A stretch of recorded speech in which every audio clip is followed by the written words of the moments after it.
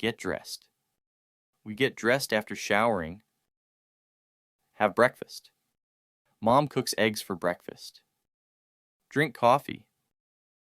My father drinks coffee every morning. Read the news. I read the news on my phone.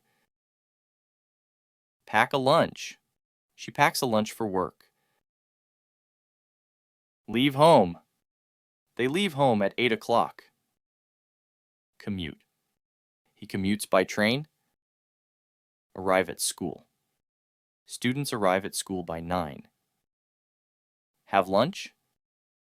We have lunch in the cafeteria. Take a break. Employees take a break at 2 p.m. Check emails.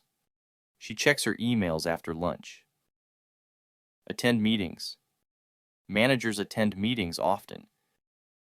Study. He studies in the library. Exercise. They exercise at the gym. Pick up kids. Parents pick up kids from school. Go shopping. I go shopping on Fridays. Cook dinner. Mom cooks dinner at 6 p.m. Have dinner. Our family has dinner together.